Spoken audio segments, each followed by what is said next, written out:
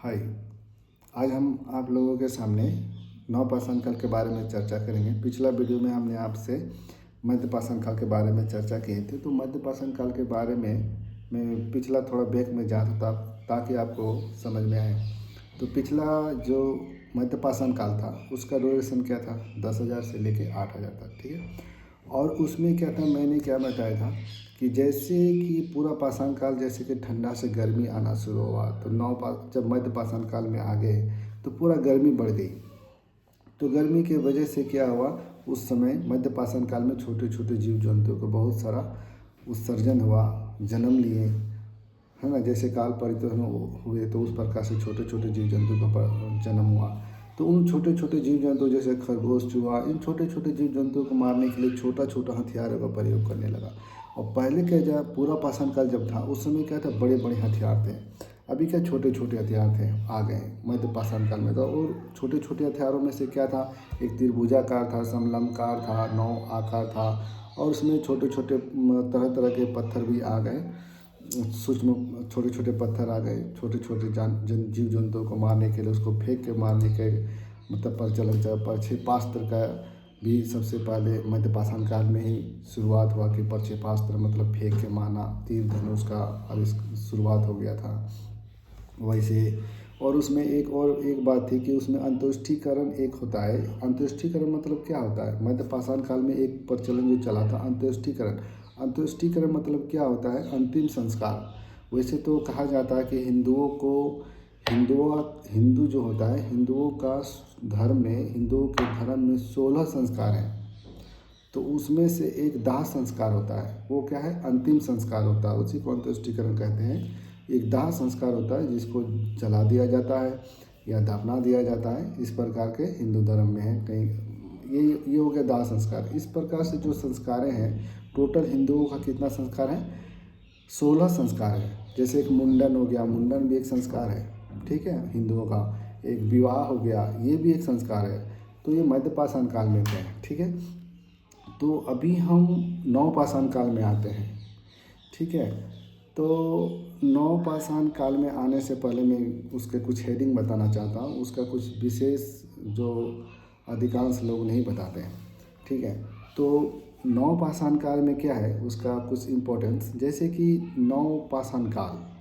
तो इस नवपाषाण काल ये नाम किसने दिया, इस नवपाषाण जो शब्द है नवपाषाण, इस नवपाषाण शब्द का प्रयोग सबसे पहले किसने किया और इसका जनक कौन है, यानी कि और कहाँ पर हुआ। सभी जानते हैं कि नवपाषाण काल होता है, लेकिन इस नवपाषाण काल का जनक कौन है।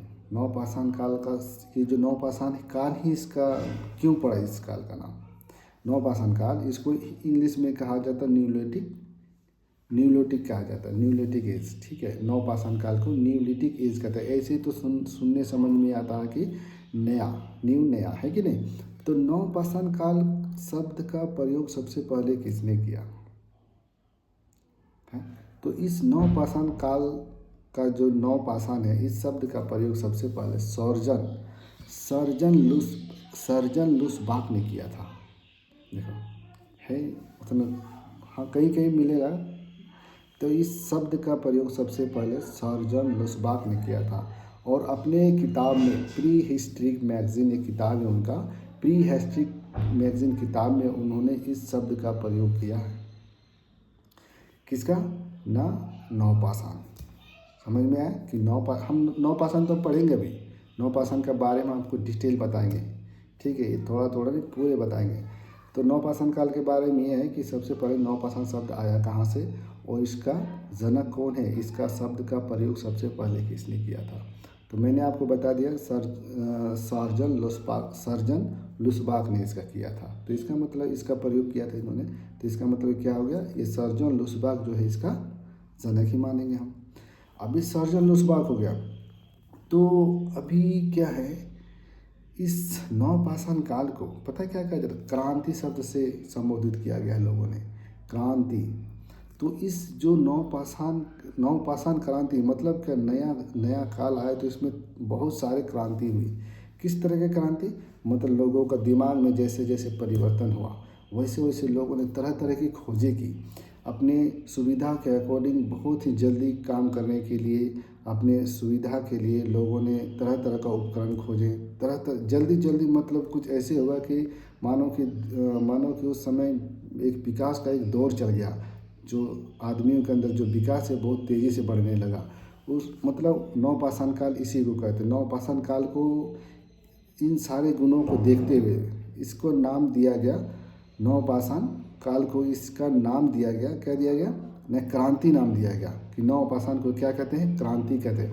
अब इस नवपाषाण को क्रांति कहा गया, किसने कहा? इस नवपाषाण को क्रांति किसने कहा? हमने उसको कहा सर्जन लुसबाक ने किया था। और इस गार्जियन चाइल्ड, एक गार्जियन चाइल्ड एक आदमी का नाम है, उसने इस नवपाषाण काल को क्रांति का काल कहा गया, क्योंकि उसने जो 8000 से लेकर 6000 के विषय को उसने पढ़ा लिखा समझा, जो कुछ भी किया खोजा, तो उसने यही पाया कि इस काल में 8000 से लेकर 6000 के बीच में बहुत ही तरक्की लोगों ने किया। वो तरक्की मैं आपको बताऊंगा किस प्रकार से इसका ये जो क्रांति हुई, क्यों इसका नाम दिया क्रांति नवपाषाण काल का। ठीक है, अभी हम नवपाषाण काल के बारे में हम पूरा चर्चा करेंगे। तो नवपाषाण काल के बारे में मैंने बताया कि नवपाषाण काल शब्द आया कहाँ से, और ये नवपाषाण काल को क्रांति का शब्द या क्रांति किसने कहा और क्यों कहा गया, क्योंकि इसमें, ठीक है।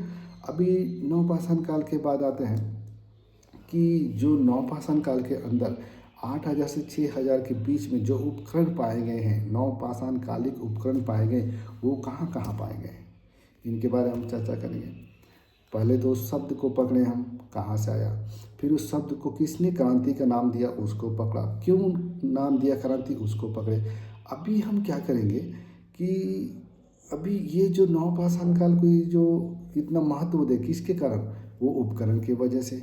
और वो उपकरण कहाँ से आए, ज़रा सोचो, वो उपकरण कहाँ से आए, तो उस उपकरण के बारे में हम चर्चा करेंगे। तो दो भागों में हम बांटते उपकरण को, एक उत्तर भारत में, उत्तर भारत में जो सबसे पहले उपकरण पाया गया है, और दूसरा दक्षिण भारत में।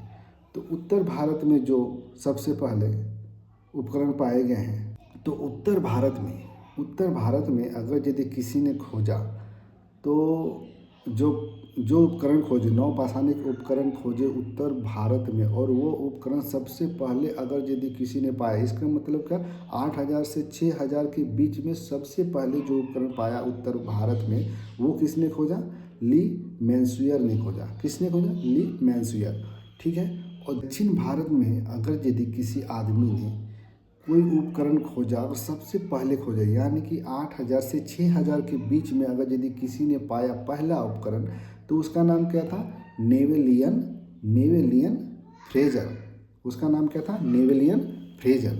नेवेलियन फ्रेजर ने क्या किया कि दक्षिण भारत में सबसे पहले पूरा पाषाणकालीन उपकरण उन्हीं को मिला था, जिनको नेवेलियन फ्रेजर। ओके, अभी हम आपके हरित क्रांति में जाते हैं, सॉरी।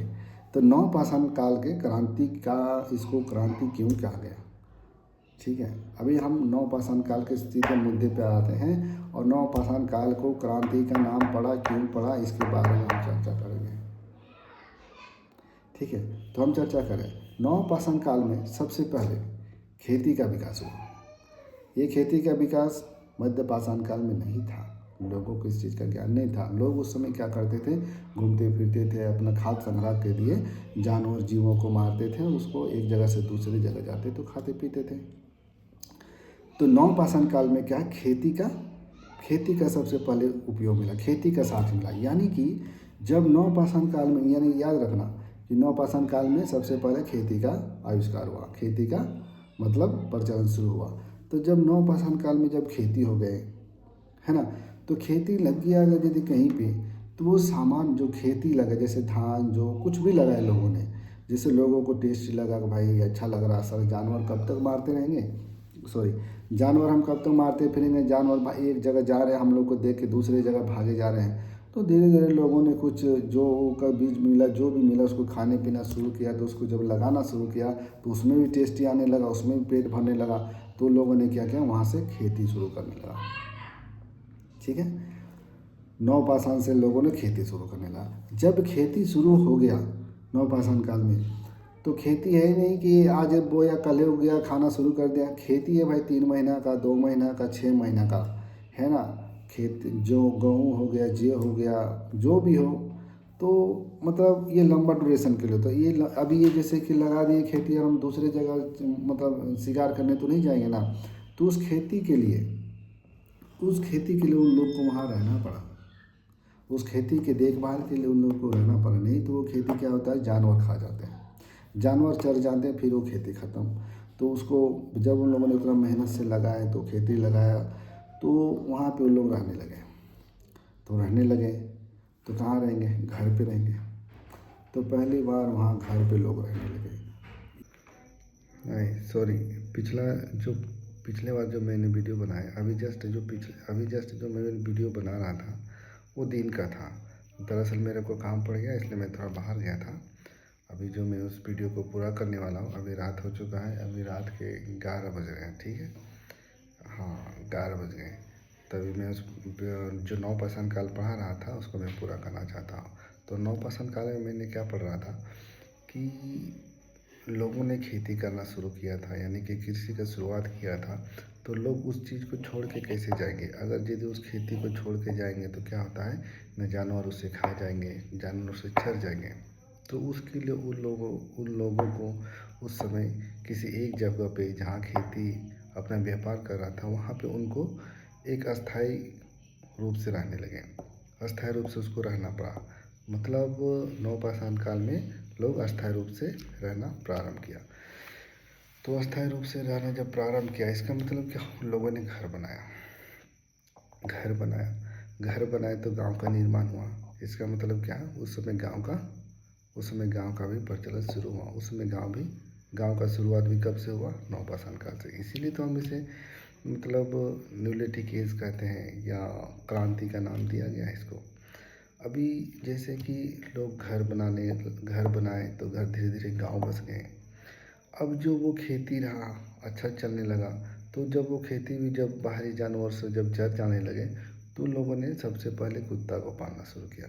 कुत्ता तो है ही चमचागिरी, थोड़ा ज़्यादा आदमियों को चमचागिरी कर लेता है। तो सबसे पहले क्या हुआ, लोगों ने कुत्ते को ही पाला, ठीक है। और कुत्ते से उन लोगों को काफ़ी फ़ायदा हुआ।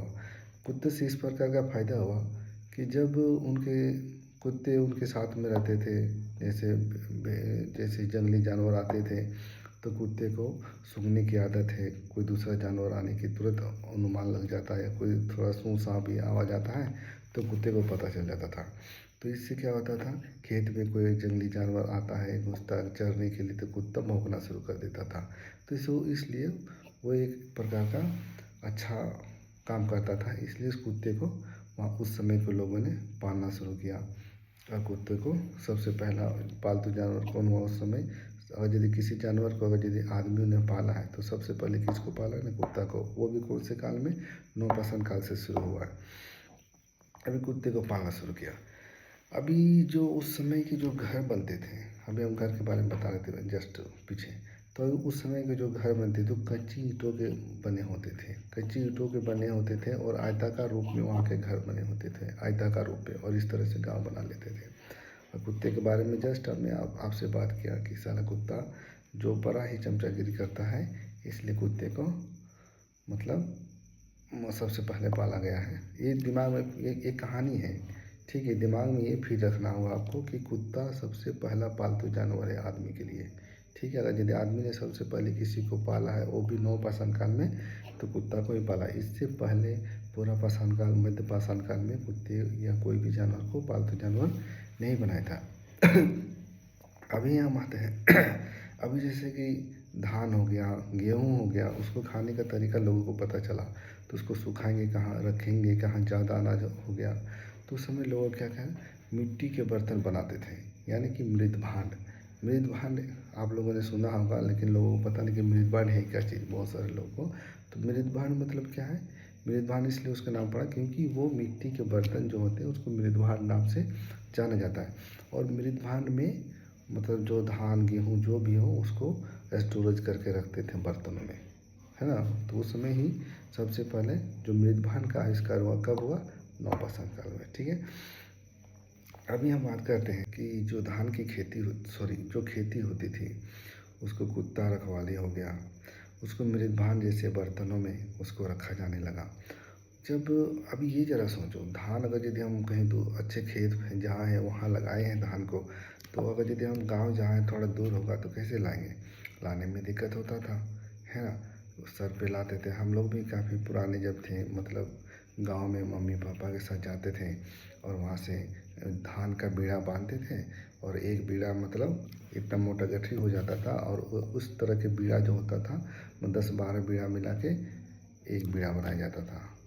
10-12 मठरी बना के एक बीड़ा बनाया जाता था, और उस बीड़ा को मतलब माथे में डाल के हम लोग गाँव लेके आते थे। काफ़ी दूर होते थे, और जिसके पास बैल है, लकड़ी का बैलगाड़ी होता था, उस लकड़ी के बैलगाड़ी के माध्यम से लोग उस समय धान गेहूँ को मतलब बहुत बड़ा डंप बना के गाड़ी के पीछे लगा देते थे, और आगे 2 बैल या भैंसा रहता था, उसको खींच के गाँव तक ले आते थे। ठीक है, ये हम लोगों ने अपनी आँखों से देखा अपने समय पे। लेकिन हम ये बताना चाह रहा हूँ कि जो नौपाषाण काल था, उस समय क्या पहिए का आविष्कार हुआ था।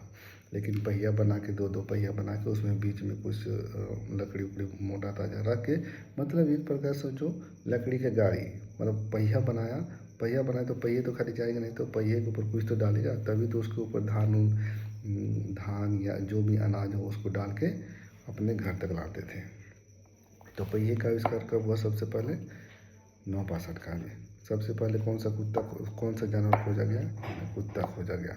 और उसी समय सब नौपाषाण काल में ही सबसे पहले लोग अस्थायी रूप से रहने प्रारंभ किया। नौपाषाण काल में ही घरों का बनना शुरू हुआ, और नौपाषाण काल में ही खेती शुरू हुआ, नौपाषाण काल में ही कृषि का शुरू हुआ। ठीक है, इतने सारे चीज़ नौपाषाण काल में ही सब कुछ आए। और यहाँ तक कि जब छोटे छोटे जैसे कि धान गेहूँ जो कुछ भी हो, तो उनको काटने के लिए अभी हम लोग क्या कहते हैं, हैंसिया बोलते हैं, या कुछ भी हम लोग हैंसिया बोलते हैं, कुल्हाड़ी बोलते हैं, उसके माध्यम से काटते हैं हंसिया से। तो उस समय क्या थे, पत्थरों के ही ज़्यादातर औजार थे। तो पत्थरों के औजार जो उस समय जो पहले क्या था, मध्यपाषाण काल में छोटे हथियार थे, और उससे पहले क्या बड़े पत्थरों के हथियार थे, और उसके बाद क्या है छोटे पत्थरों के हथियार आ गए मध्यपाषाण के। और जब नवपाषाण काल आए, उसी हथियारों को पॉलिश किया